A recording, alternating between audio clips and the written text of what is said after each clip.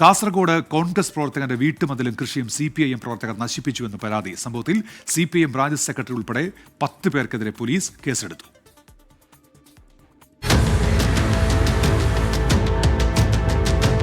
തിങ്കളാഴ്ച രാത്രിയാണ് സംഭവം. മതിലിന്റെ ഒരു വശം തകർത്തു. വീട്ടുവളപ്പിലെ കവുങ്ങ് പൂർണ്ണമായും വെട്ടിമാറ്റി. വയലിനോട് ചേർന്നുള്ള 2 തെങ്ങുകളുടെ അടിഭാഗം പാതി മുറിച്ച നിലയിലാണ്.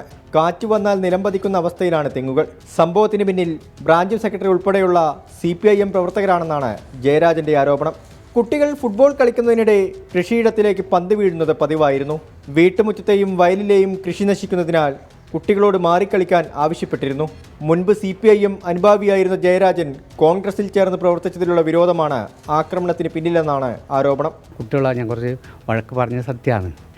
അതിന് അവരെ പേരൻസ് വീട്ടിൽ നിന്ന് വന്നിട്ട് എന്നോട് പറഞ്ഞു, അവരെല്ലാം ശബരിമലക്ക് പോകാൻ മാലയിട്ടിട്ടുണ്ടായി.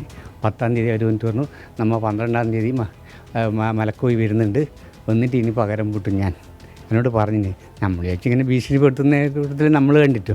എന്നിട്ട് അവർ പോയി 13-ാം രാത്രി വിഷുവിന് തലേന്ന് അവർ ചെയ്തു കൂട്ടിയ പണിയാണ്. പാർട്ടിമാരുടെ മെയിൻ പ്രശ്നം.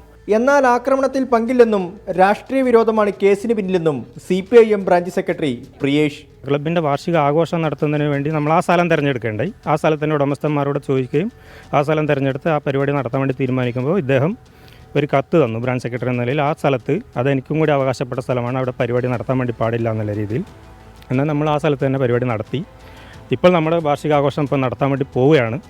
അപ്പോൾ അതെല്ലാം മുൻകൂട്ടി കണ്ടുകൊണ്ടാണ് ഇദ്ദേഹം നമ്മളെ ഇത്രയും CPIM പ്രവർത്തകരാണ് ആക്രമിച്ചത്, CPIM ബ്രാഞ്ച് സെക്രട്ടറിയാണ് ഇതിൻ്റെ പിന്നിലെന്നും പറഞ്ഞ് മുൻകൂട്ടി ഇങ്ങനെ ഒരു പരാതി കൊടുക്കുകയും എൻ്റെ പേര് ഇതിൽ 1-ാം സ്ഥാനത്ത് വരാനുള്ള കാരണമായി ഞാൻ കണക്കാക്കുന്നത്. സംഭവത്തിൽ ബ്രാഞ്ച് സെക്രട്ടറി പ്രിയേഷ് ഉൾപ്പെടെ 10 പേർക്കെതിരെ ഹൊസ്ദുർഗ് പോലീസ് കേസെടുത്തിട്ടുണ്ട്.